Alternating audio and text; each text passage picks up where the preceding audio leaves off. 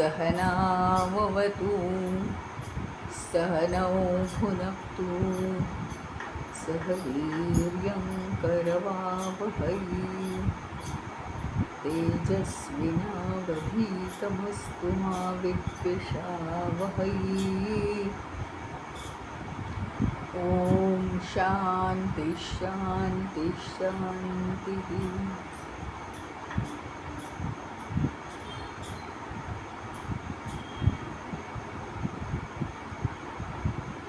अखण्डमण्डलाकारं व्याप्तं येन चराचरं तत्पदं दर्शितं येन तस्मै श्रीगुरवे नमः। अज्ञानतिमिरान्धस्य ज्ञानाञ्जनशलाकया चक्षुरुन्मीलितं येन तस्मै श्रीगुरवे नमः। गुरुर्ब्रह्मा गुरुर्विष्णु गुरुर्देवो महेश्वरः गुरुरेव परं ब्रह्म तस्मै श्रीगुरवे नमः। स्थावरं जङ्गमं व्याप्तं यत्किञ्चित् सचराचरं तत्पदं दर्शितं येन तस्मै श्रीगुरवे नमः। चिन्मयं व्यापि यत्सर्वं त्रैलोक्यं सचराचरं तत्पदं दर्शितं येन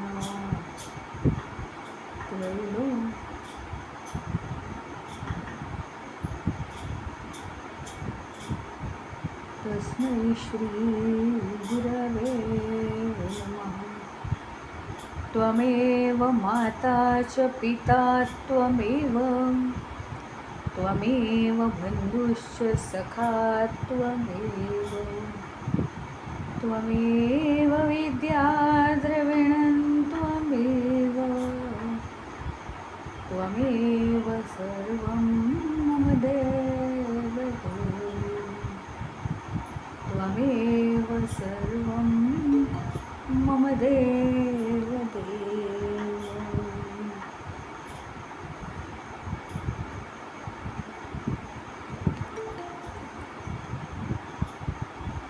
काल मंगलाचरणाच्या पहिल्या श्लोकामध्ये आपण पाहिलं की ईश्वराला समर्पित होणं प्रत्येक वेळी किती महत्त्वाचं आहे। ईश्वराला समर्पित झाल्याशिवाय आपल्यामधला अहंकार बाहेर जात नाही, रिकामा होत नाही।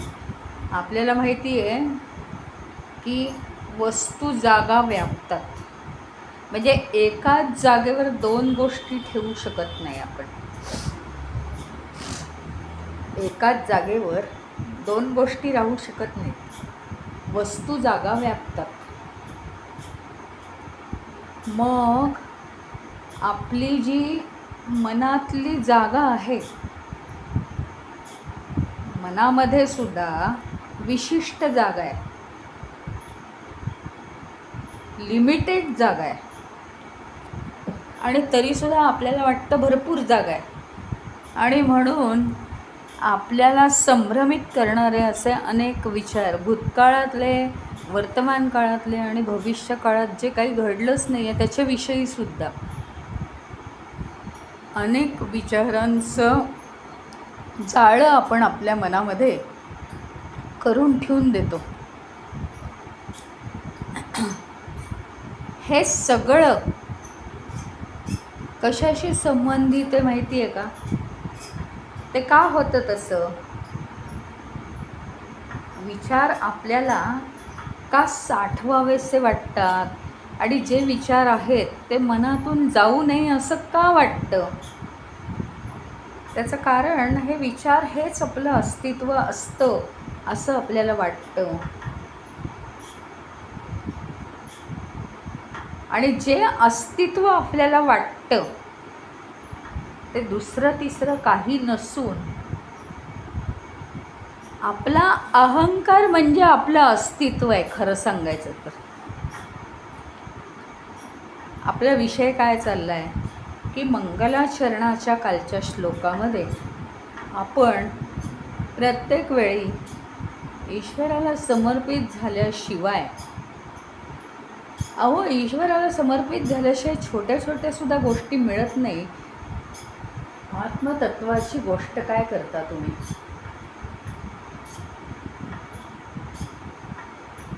तिथे तर 100% समर्पण झालं पाहिजे. तेव्हा कुठे थोडीशी शक्यता आहे आत्मतत्वाच्या मार्गावर चालण्याची. त्याचं कारण शास्त्रीय दृष्टिकोनातून आपण हे पाहत होतो की प्रत्येक पदार्थ जर जागा व्यापत असेल तर मनातली जी विचारांची जागा आहे, हे विचार सगळे जे मनातले विचार आहेत ते माझ्याशी संबंधित आहेत आणि माझ्याशी म्हणजे खोट्या मीशी संबंधित आहेत. खोटा मी म्हणजे अहंकार. त्या अहंकाराशी रिलेटेड आहेत सगळे विचार. आणि ते काहीही असो, ईश्वराला समर्पित झालं म्हणजे तुम्हाला सांगू का,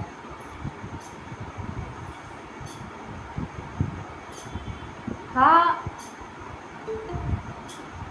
शर्टाचा खिसा असतो ना वरचा,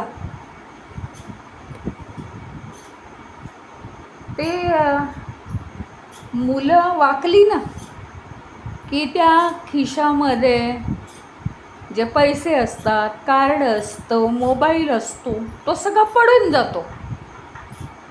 त्यांना कळत नाही, ते आधी वरच्या खिशात ठेवतात. आणि काही म्हटलं ना, कुठे गावाला गेलं, आजी आहे नमस्कार कर वगैरे, की ते नमस्कार करायला वाकले की सगळं ते पडून जातं वरच्या खिशातलं. असं आहे ईश्वराजवळ, ईश्वराच्या चरणांवर आपण झुकलो खऱ्या अर्थाने मनापासून, हृदयापासून, की आपोआप आपला सगळा अहंकार कण तिथे ईश्वर चरणांवर समर्पित होतो, निघून जातो, पडून जातो. आणि मग मनातला हा अहंकार सगळं पडून गेला, सगळं निघून गेला की मग खऱ्या अर्थाने सत्य आपल्याला प्राप्त करता येऊ शकतं. अहंकार जरी कोपऱ्यात एक अंश जरी असेल तरी तिथे सत्य पाय सुद्धा ठेवत नाही. एंट्री करणं सोडा. आणि म्हणून कालच्या श्लोकामध्ये आपण बघितलं, ईश्वराला समर्पित होणं हे अत्यंत महत्त्वाचं आहे कुठलंही गोष्ट करण्याच्या आधी. आणि ही तर फार मोठी गोष्ट आहे की आम्हाला आत्मतत्व प्राप्त करायचं.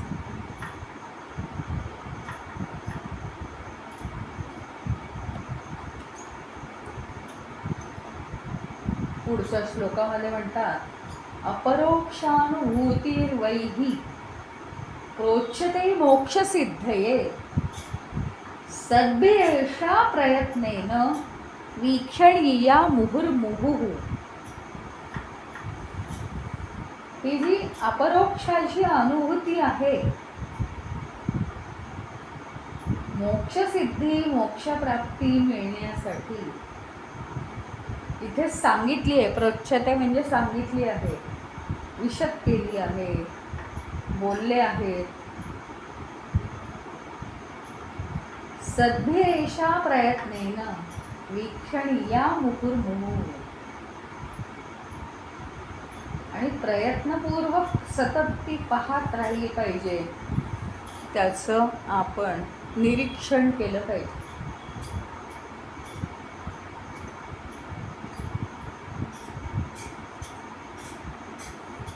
अतिशय वेगळ्या अंगाने जाणारं हे पुस्तक आहे. नेहमीप्रमाणे हजारो पुस्तकं शंकराचार्यांनी लिहिली, पण तुम्हाला आहे ना कशातही साम्य आढळणार नाही.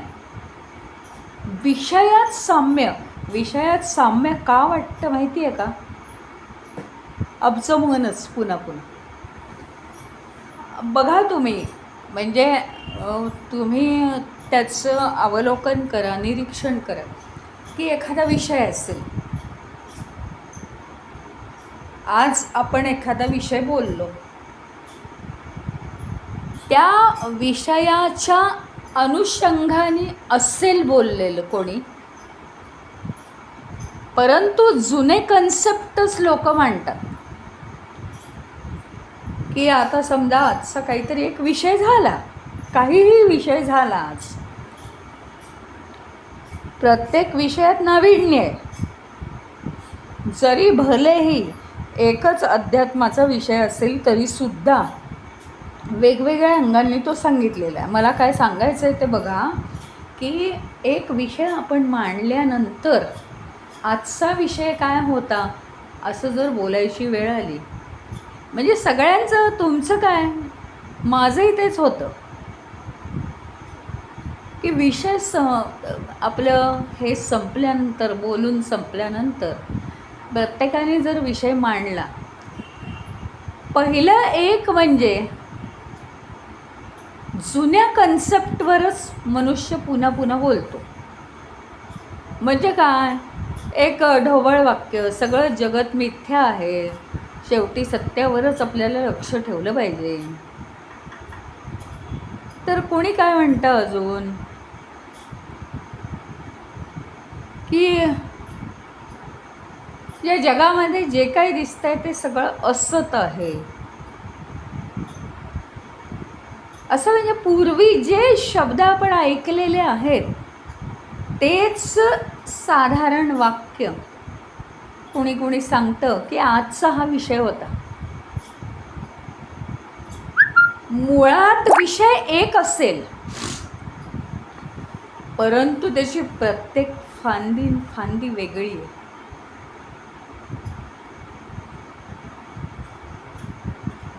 मनाला आपल्या एकच एक आवडतं आणि म्हणून झालेल्या घटनांची दुःख आणि झालेल्या घटनांची सुख याचा महोत्सव मन करत बसतं. जुनाट गोष्टी त्याला आवडतात. मनाला कधीही बदल आवडत नाहीत. बदल इन द सेन्स ॲप्लिकेशनसाठी. बाकीचे बदल ठीक आहे, ॲप्लाय करायला नवीन नवीन गोष्टी नको असतात, कारण त्याला त्याचं अस्तित्व टिकवायचं असतं. मला सांगण्याचा उद्देश एक आहे की शंकराचार्यांनी एवढी पुस्तकं लिहिली आहेत, पण प्रत्येक पुस्तक आपलं आपलं वातावरण घेऊन, आपला आपला एक खास संदर्भ घेऊन अतिशय वेगळ्या अंगाने तिथे आलेलं आहे. भले ही अद्वैत वेदांत एकच विषय, आणि ह्याचं वैशिष्ट्य असं आहे की म्हणजे आता हे तर कट्टर अद्वैत वेदांती होते शंकराचार्य, तर कुठल्या कुठे पोचलेले होते, पण अशा उच्च अंडरस्टँडिंगवर पोचल्यावर अतिशय कमी अंडरस्टँडिंग असलेल्या लोकांनी काय करायचं हा विचार करणं, एखाद्या स्कॉलर माणसाने, एका मंदबुद्धी माणसाचा विचार करणं अतिशय वेगळी गोष्ट आहे, ही अद्वितीय गोष्ट आहे. अगदी सर्वसामान्य गोष्टींपासून त्यांनी या पुस्तकामध्ये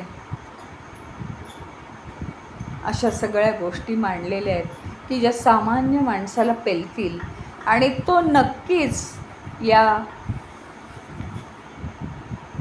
आत्मतत्वाच्या मार्गावर जाईल. नाही तर कोणाला पडली आहे, कोण जाणार आहे? पुस्तकाचं नावच इतकं भयंकर आहे, अपरोक्षानुभूती. कोण येणार, कोण ऐकणार याचं? पण अतिशय साध्या सोप्या शब्दात सांगितलेलं आहे त्यांनी.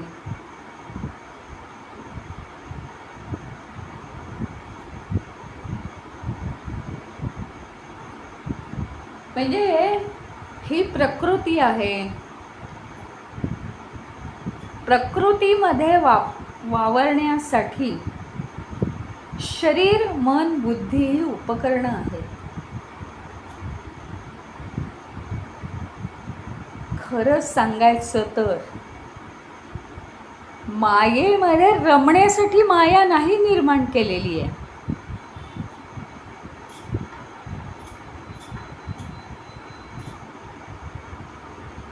पण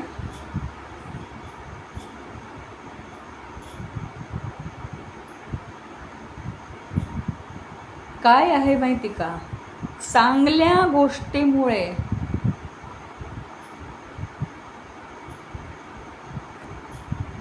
वाईट गोष्ट कशी आहे ती आपल्याला कळते आणि वाईट गोष्टीमुळे चांगल्या गोष्टीचं महत्त्व वाढतं.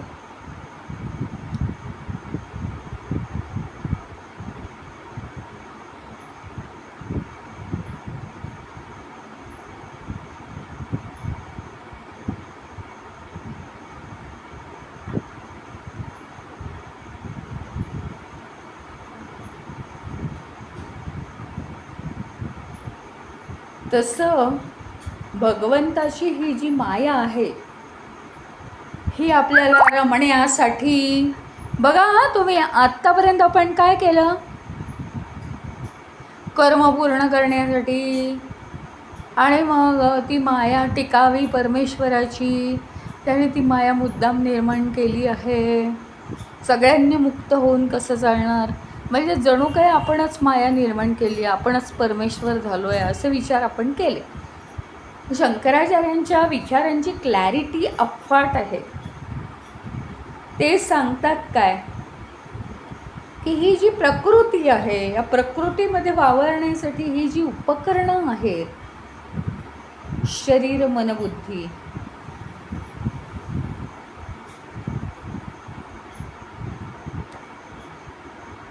या उपकरणांचा उपयोग करून, या उपकरणांचा उपयोग करून आणि शेवटी या उपकरणांचा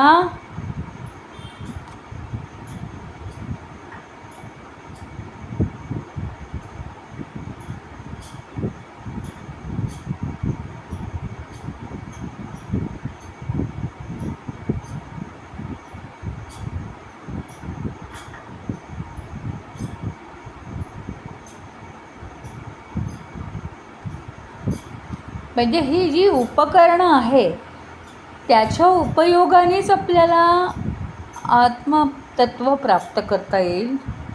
ते फेकून देऊन काही आत्मतत्व प्राप्त होणार नाही.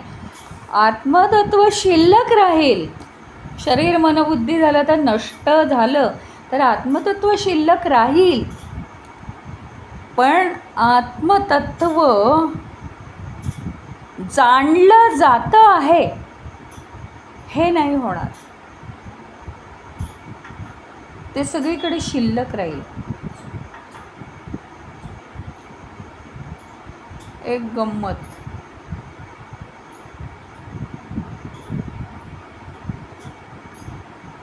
मीठ आहे बरणीत भरलेलं आहे, साखर डब्यात भरलेली, त्याचं अस्तित्व केव्हा आहे, त्याचा वापर झाल्यानंतर.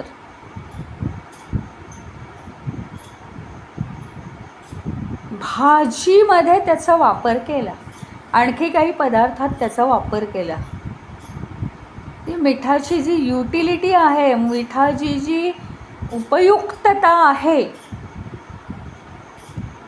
त्याच्यावरून मिठाचं अस्तित्व समजतं.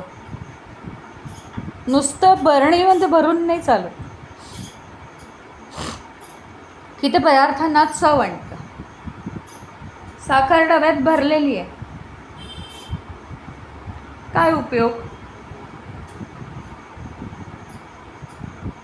ज्यावेळी तिच्यापासून आपण गोड वस्तू बनवू,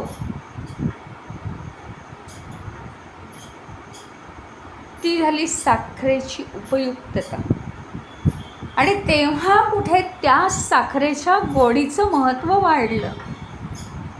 साखर डब्यात भरली आहे, बिनसाखरेचा चहा पितोय, महत्त्व नाही आहे त्याचं, काहीच महत्त्व नाही, ते पडले आहे का कोपऱ्यात. पुस्तकामध्ये खूप ज्ञान आहे. आजकाल मुलं म्हणतात ना, असं म्हणतात, चला नोट्स लिहून घ्या. नाही, माझ्याकडे आहे पुस्तक, माझ्याकडे आहे, गेल्या वर्षीच्या नोट्स आहेत. प्रत्यक्षात लिहित नाही तोपर्यंत काही नाही. पुस्तकातलं ज्ञान हे पुस्तकातच राहतं. जोपर्यंत त्याचा उपयोग नाही तोपर्यंत त्या पुस्तकातल्या ज्ञानाची किंमत नाही. आणि ते स्वतःला समजावं म्हणून लिहून काढायचं.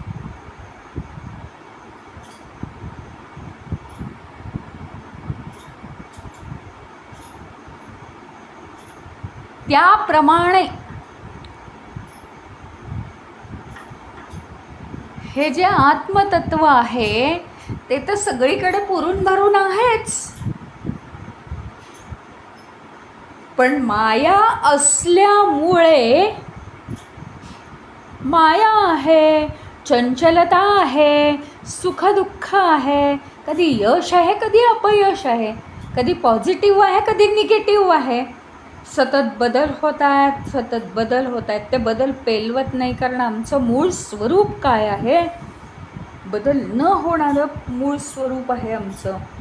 आणि म्हणून आम्हाला ते बदल आंतरिकरित्या स्वीकारले जात नाही आहेत. मग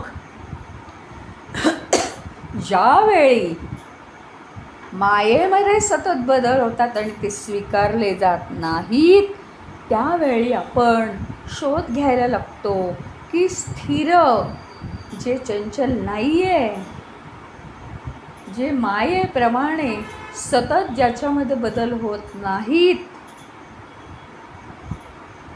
असं काय आहे, तर असं सत्यतत्व आहे. पण आज जर माया नसती तर काय झालं असतं?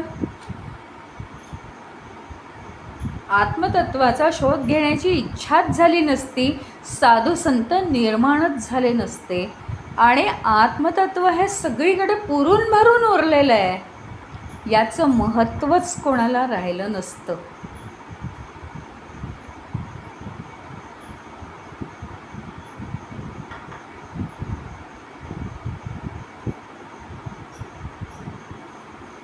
हवा सगळीकडे आहे, याचं महत्त्व केव्हा माहिती का? खूप गरम होत आहे, हवा अजिबात हालत नाही, अरे बापरे आज हवाच नाही आहे, खूप गरम होतं असं आपण म्हणतो. हवा नसल्यामुळे हवेचं महत्त्व पटलं आहे. तसं माया आहे म्हणून आत्मतत्वाचं महत्त्व आहे. आणि आपण जे म्हणत होतो की शंकराचार्यांचा दृष्टिकोन इथे वेगळा कसा, तर आपण पूर्वी असं म्हटलं आहे की ही जी माया आहे ही आपल्याला फसवते. हे शरीर मन बुद्धी मग आहेच कशाला आपल्याला, याचा काही उपयोग नाही, हे सगळं खोटं आहे, ही तर आपली उपकरणं आहेत. पण शंकराचार्यांचा दृष्टिकोन अतिशय महान आणि अतिशय सहज सुलभ आहे. कारण काय माहिती का, विचारांची अतिशय क्लॅरिटी आहे, गुंतागुंत नाहीच आहे.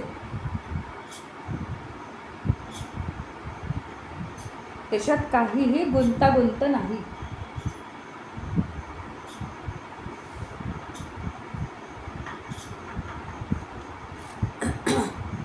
क्लॅरिटी काय आहे ते म्हणतात, प्रकृतीची सगळी साधनं ही आहेत आपल्या भोवती.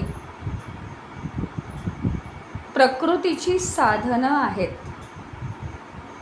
आणि शरीर मन बुद्धी ही त्यांचा उपभोग किंवा त्यांचं उपयोग करून घेण्यासाठी ती आहेत. कर्मांसाठी त्यांचा उपयोग करून घेतात ते, आणि आनंदासाठी या प्रकृतीच्या साधनांचा उपभोग करून घेतात. दोन्ही आहे. मग आपल्याला हे सगळं करत असताना, म्हणजे एक उदाहरण, हा विषय काय आहे ते नीट बघूया आपण. एखाद्याला, आता सगळ्यांचं नाही मला माहिती, एखाद्याला गोड आवडतं, लाडू पेढे ठेवलेले आहेत, मिठाई ठेवलेली आहे समोर. नॅचरली काय होतं, मिठाई समोर आहे, खाऊन घ्या. एखाद्याला शुगर आहे, एखाद्याचं वजन वाढतं आहे, म्हणजे त्यांना ती खायची नाही आहे, पण तरी समोर आहे, कंट्रोल राहत नाही, ते खाणार. किंवा त्यांनी खाऊ नाही म्हणून ते स्वीट समोर आणायचं नाही. दोन मार्ग आहेत. या दोन्हीही मार्गांमध्ये कंट्रोल नाही आहे. समोर मिठाई ठेवली आहे, एखाद्याला ते खाण्याची मनाई आहे, आणि तरीसुद्धा तो खातोय आणि तब्येत बिघडते. हे एक उदाहरण. आणि दुसरं उदाहरण म्हणजे एखाद्याला गोड खाण्याची मनाई आहे म्हणून त्याच्यासमोर गोड आणलं नाही, म्हणजे हे झालं दुसरं उदाहरण. दोन्हीही उदाहरणांमध्ये कंट्रोल नाही आहे. हा खरा कंट्रोल नाही आहे. खरा कंट्रोल कशात आहे, आजूबाजूला मिठाई पडली आहे पण नाही खायची. त्याच्यामध्ये ज्याला शुगर आहे त्याला शुगर आहे म्हणून नाही खायची, तिथं 50% कंट्रोल आहे. पण ज्याच्यामध्ये एखाद्याला कंट्रोल करायचा आहे की नाही, मी खूप गोड खातोय एरवी, आता मी अजिबात किती ढीक ठेवले तरी नाही खाणार, तिथे जे आहे ते 100% कंट्रोल आहे. हे फरक आहेत. आजूबाजूला ढीक पडू दे, आजूबाजूला सोन्याच्या रत्नांच्या खाणी लागू देत, एक सुद्धा मी नाही उचलणार. कोणी नाही आहे इथे दिवसभर, कॅमेरे नाही आहेत, कितीही तुम्ही घरी नेऊ शकता, नाही मी उचलणार. तत्व काय आहे माहिती का, तुम्हाला जेवढं लागतं तेवढं बसल्या जागी तिथेच खा, घरी काही न्यायचं नाही. या पृथ्वी तलावर राहण्यासाठी हे तत्व ब्रह्मदेवांनी सांगून ठेवलेलं आहे. आणि म्हणून श्रीमंत गरीब गॅप आहे. कारण कोणी साठवत आहे आणि कोणी साठवत नाही आहे. साठवणं गुन्हा आहे नाही, पण कोणी या प्रमाणात साठवत आहे की जेवढे आयुष्याचे दिवस राहिलेत त्याच्याही पेक्षा भरपूर साठवत आहे. म्हणजे विदाऊट एनी एम, काही एमच नाही आहे, बस फक्त पैसा दिसला की तो साठवायचा. सोन्याच्या रत्नांच्या खाणी आजूबाजूला लागू देत, पण मी नाही उचलणार, मला नाही लागत इतकं, एवढं मला लागत नाही. नुसतं ते माझ्या घरात आहे म्हणून मला सुख लागणार नाही आहे. हा शंकराचार्यांचा दृष्टिकोन आहे. ही उदाहरणं आहेत ती माझ्या मनाची आहेत. शंकराचार्य असं काही म्हणत नाही, कारण काय माहिती का, गैरसमज व्हायला नको. शंकराचार्यांनी श्लोकाची ओळ सांगितली आहे ना, श्लोकाची ओळ सांगितली आहे. सद्भिरेषा प्रयत्नेन वीक्षणीया मुहुर्मुहुः. मुहुर्मुहुः म्हणजे मुहुहु मुहुहु, हळूहळू. हळूहळू काय करायला पाहिजे आपण?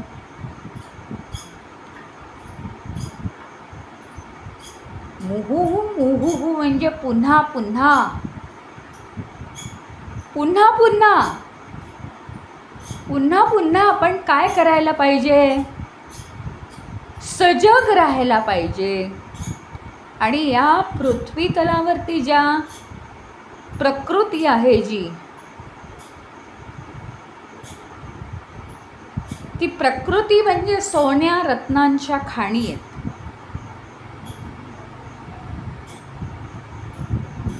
तुम्ही जर एखादा, आपण लंकेमध्ये वर्णन ऐकलं आहे ना, त्याचा महाल कसा होता रावणाचा. रत्नांचे खांब होते, सोन्याच्या भिंती होत्या, आणखीन त्याच्यावर काही रत्न चिकटवायची. अशी जर कामं तुम्ही करायला तुम्हाला ठेवलं तर ते फक्त तिथलं सोन्याचा ढीग घ्यायचा, त्याचं ते सगळं बनवायचं आणि ते तिथे लावायचं. रत्नांचा ढीग घ्यायचा, ती रत्न चिकटवायची तिथे विशिष्ट पद्धतीने आणि काहीही हातात न घेता घरी यायचं.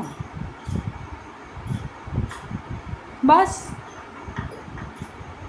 हे जसं आहे त्या पद्धतीने या प्रकृतीमध्ये ही सगळी आजूबाजूला माया आहे.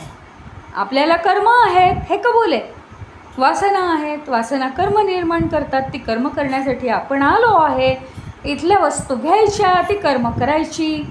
इथलं सिमेंट घ्यायचं, भिंती बांधायच्या, इथल्या विटा घ्यायच्या, भिंती बांधायच्या, इथली लाकडं घ्यायची, फ्रेम बांधायच्या, त्या फळ्या बांधायच्या. हे सगळं करतात ना ते गवंडी लोक, तसं करायचं. इथलंच प्रकृतीमधलं सगळं घ्यायचं आणि इथेच कर्म करायची आपली. त्याच्यासाठी ही सोय आहे प्रकृती म्हणजे. इथेच सगळं करायचं, कर्म करायची, मोकळं व्हायचं. खिशात टाकून घेण्यासाठी त्यातलं काही नाही. खिशात टाकायचं म्हणजे काय, तर मी हा एक अहंकार, मग त्या माझ्यासाठी मला हे आहे, मला ते आहे, मी हे कर्म केलं, मी ते कर्म केलं, काही नाही. कर्मही माझं नाही आणि करणाराही मी नाही, हे क्लिअर आहे. बस एक शरीर मन बुद्धी ही उपकरणं आहेत. जसं गवंडी लोकांसाठी फावडं, त्या घमेली आणि सगळं विटा, सिमेंट, हे ह्याचे ढीग, त्याचे ढीग, लोखंड, बस ही सगळी साधनं आहेत ते पक्कं घर बांधण्यासाठी. तशी सगळी साधनं आहेत आपली कर्म करण्यासाठी. ही साधनं आहेत आणि आजूबाजूला सोन्या रत्नांचं ढीग पडलं आहे. या मायेमध्ये कितीतरी आपल्याला भुलवतील अशा गोष्टी आहेत, पण त्याचं आपल्याला काय करायचं आहे? त्याने इथेच सोन्या चांदीचे बंगले बांधायचे. पण इथले सोन्या चांदीचे बंगले तर आपण वर तर काही घेऊ शकत नाही, मग कशासाठी म्हणायचं की हे माझं आहे.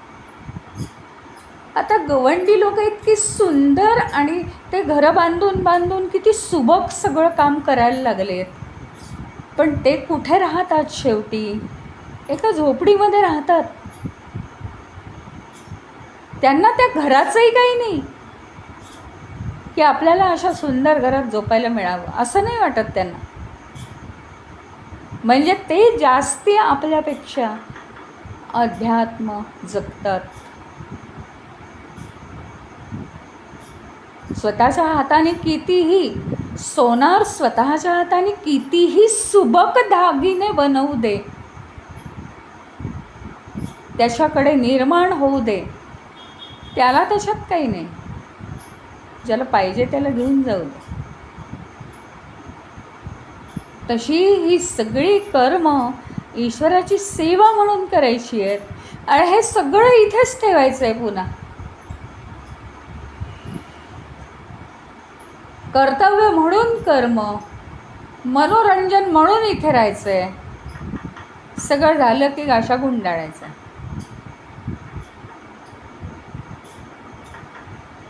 त्याच्यामुळे एक अतिशय थोर विचार मांडला आहे शंकराचार्यांनी की ही सगळी जी साधनं आहेत त्या साधनांनी कर्म करायची, यात काही नवीन नाही.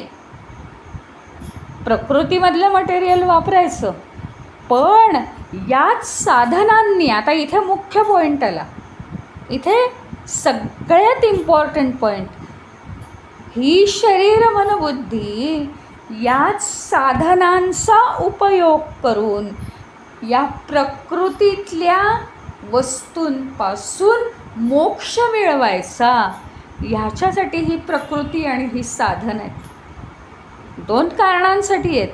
एक कारण सगळ्यांना माहिती आहे, काय तर आपल्या वासना आहेत, वासना कर्म निर्माण करतात. आपली कर्म शरीर मनबुद्धी या साधनांच्या साह्याने प्रकृतीमधल्या वस्तू वापरून परिपूर्ण करायची आहेत, उत्तम करायची आहेत. पण त्याला दुसरी बाजू त्यांना आणायची अशी आहे की हीच शरीर मनबुद्धी ही साधनं वापरून या प्रकृतीतल्या आकर्षण करणाऱ्या वस्तूंपासून मोक्ष मिळवायचा आहे. तो सुद्धा शरीर मनबुद्धी वापरूनच ना. साधनेला आपण जेव्हा बसतो तेव्हा शरीर स्थिर करावं लागतं, मन स्थिर करावं लागतं, पवित्र करावं लागतं. सगुण ईश्वराची उपासना जपतप करून ते एकदम शुद्ध करावं लागतं. बुद्धी विवेकाने भरावी लागते. आणि तेव्हा कुठे आपल्याला साधना करता येते, मोक्षाकडे वाटचाल करता येते. या साधनांशिवाय आपण काहीही करू शकत नाही. आणि म्हटलं ना की माया आहे म्हणून आत्मतत्वाचं महत्त्व आहे.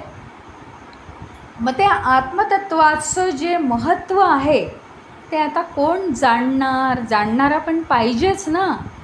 महत्त्व कशाचंही असतं हे केव्हा समजतं? ते अनुभवल्यावर. मग अनुभवावक पाहिजे. आता अनुभवणारा अनुभवावक पाहिजे. तिथे सुरुवातीला अनुभवावक पाहिजे, नंतर तो विलीन होतो. अनुभवावक जर हवा असेल तर हा जो जीव म्हणून आहे, काय आहे माहिती का? खरं म्हणजे खूप कन्फ्युजन आणि खूप शब्द वेगवेगळे वापरलेले आहेत सगळ्यांनी, पण त्यात किती तथ्य आहे ते सांगते. की ज्यावेळी शरीर पातळीवर असतो तो, त्यावेळी तो अहंकार असतो.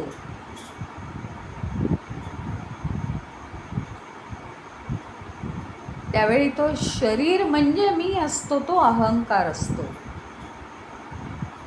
आणि परमात्मा म्हणजे मी होतो, तेव्हा अहंकार नाहीसा होतो. तिथे परत आता शब्द वापरले की गोंधळ होणारच. तिथे हा जो जड जीव आहे त्याचा जडपणा कमी होतो. म्हणजे काय आहे, 50% जडत्व आणि 50% चैतन्य असं आहे, असं म्हटलं तरी चालेल. समजावून घेण्यासाठी हे कन्सेप्ट आहेत. अगदी ठोस असंच असतं. आणि मला काही भगवंत भेटले त्यांनी मला सांगितलं की तराजूत मोजून आम्ही असं टाकतो अर्ध अर्ध, असं नाही आहे. कन्सेप्ट समजावून घेण्यासाठी दोन गोष्टींचा मिळून हा जीव बनलेला आहे, एक जडत्व आणि एक चैतन्यत्व. बस. मग ज्यावेळी आपली वाटचाल आत्मप्राप्तीकडे होते त्यावेळी हळूहळू जडत्वाचा अंश कमी होतो, म्हणजेच जीवपणा कमी होतो, म्हणजेच या मनाच्या पातळीवर रमणं हळूहळू कमी व्हायला लागतं. मनाच्या पातळीवर रमणं कमी होणं याचा अर्थ काय वैराग्य येणं असं अजिबात नव्हे. आणि वैराग्याचाही खूप चांगला अर्थ मी तुम्हाला सांगितलेला आहे. म्हणजे संन्यास घेणं असा काही अर्थ नव्हे. जीवपणा कमी होतो ह्याचा अर्थ हे जे माया आहे ही काही कार्य करण्यासाठी आपण या मायेमध्ये इथे आलो आहोत. काम संपलं की आपल्याला या मायेविषयी काही नाही, देणं घेणं नाही आहे.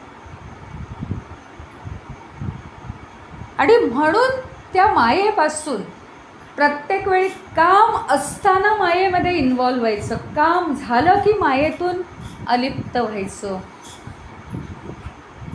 अक्षरशः कमळाचं पान पाण्यामध्ये असतं, पाण्यातून बाहेर काढून बघा, एकही थेंब त्याच्यावर राहू शकत नाही. अशी आपली वृत्ती झाली पाहिजे. कमळाला चिकटून जेव्हा ते पान पाण्यामध्ये असतं तेव्हा भले त्याच्यावर ते पाणी राहू देतं. ज्यावेळी मला काम करायचं आहे इथे त्यावेळी मी मायेमध्ये बुडालेला असू दे, पण तरी मी अलिप्त आहे. आणि मग मायेतून वर यायला वेळ लागत नाही, तरी मी निर्लिप्त आहे बाहेर आल्यावर. ही जी प्रॅक्टिस आहे ना ती साधना करून करूनच ती प्रॅक्टिस आपल्याला होते. दररोज असं शांत 10, 15, 20 मिनटं बसून ती आपल्याला प्रॅक्टिस होते. त्याच्यामुळे हा एक अतिशय नवीन विचार शंकराचार्यांनी इथे मांडलेला आहे की ज्या साधनांनी आपण कर्म करायला आलो आहे त्याच साधनांचा उपयोग करून या मायेपासून मुक्त व्हायचं आहे आपल्याला. एकही गोष्ट निरर्थक नाही आहे. साधनांचा उपयोग करून अलिप्त कसं व्हायचं? तर हे शरीर आहे, शरीरामध्ये मी इन्व्हॉल्व असताना मी खोटा मी होतो, देह मी होतो. पण आता मला शरीर आहे, पण आता हे माझं शरीर झालं, मी नाही येतो. मी वेगळं आहे पण हे माझं शरीर. पुस्तक वेगळं आहे, हे माझं पुस्तक आहे, पण पुस्तक म्हणजे मी नाही आहे. मोबाईल माझा आहे पण मोबाईल म्हणजे मी नाही. तसं शरीर माझं आहे पण शरीर म्हणजे मी नाही. हे अंडरस्टँडिंग येणं म्हणजेच या साधनाचा उपयोग करून त्याच्यापासून अलिप्त होणं. आता अलिप्त म्हणजे तुम्ही कशापासून अलिप्त होणार हे तर कळलं पाहिजे की नाही. अलिप्त कशापासून? तर समजा विचारापासून अलिप्त व्हायचं असेल, विचारापासून अलिप्त व्हायला आधी विचार व्हावा लागेल.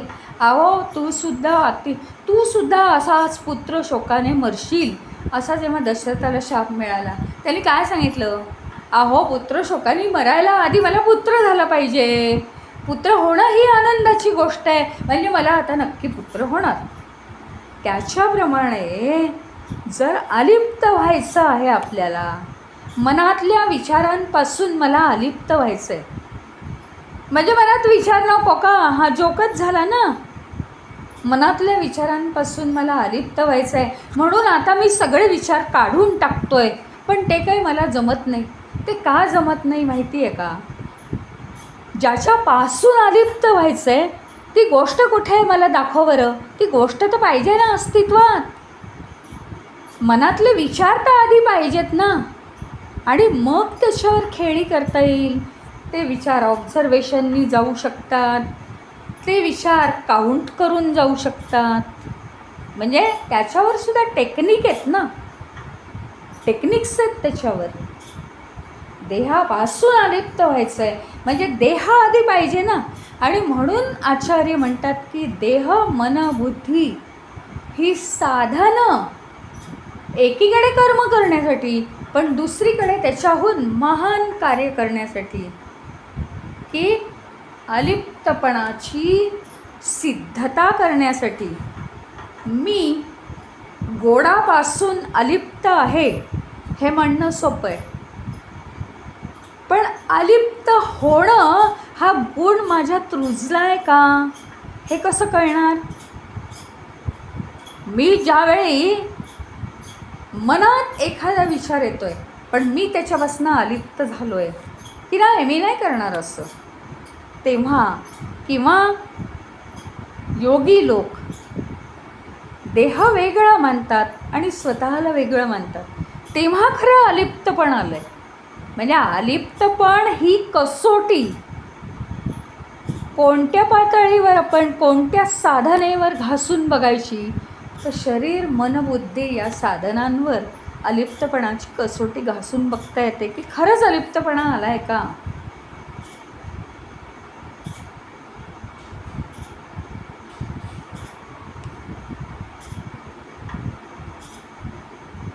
आणि म्हणून 3 पातळीवर 3 गुण आहेत. शरीराच्या पातळीवर भूक तहान आहे, ती नॅचरल आहे देह असेपर्यंत, पण ती भूक तहान वेगळ्या मार्गाने कमी करता येते. म्हणजे आपण देहापासून अलिप्त होतो. याचा अर्थ काय? सगळं सोडून द्यायचं नाही. ते काय आपण काही ऋषीमुनी नाही, संसार त्याग नाही. आपण कर्म करतोय, आपल्याला ताकद लागते.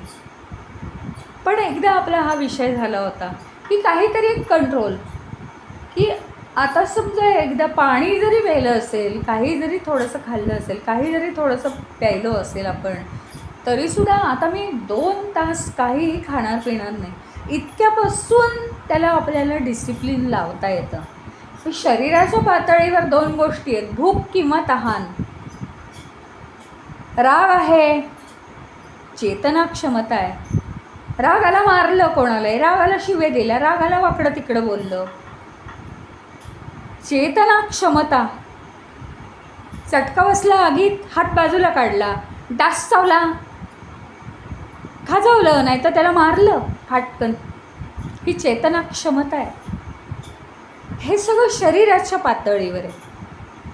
मनाच्या पातळीवर भावभावना आहेत. बुद्धीच्या पातळीवर विवेकाचा अभाव सुद्धा असू शकतो.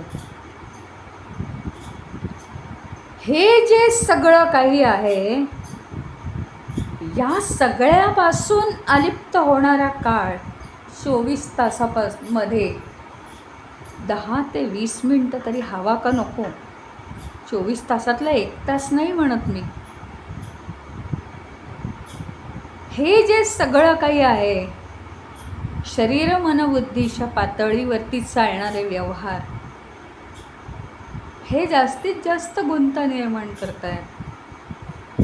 त्याच्यामध्ये म्हणजे प्रकृतीमध्ये त्यांच्या साह्याने व्याप्त राहून सुद्धा कमळाच्या पानांप्रमाणे राहायचं आहे, पुन्हा सगळ्यापासून अलिप्त.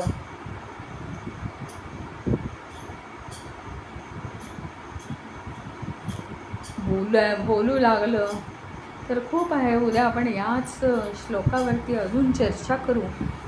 आज आता आपण इथे थांबू.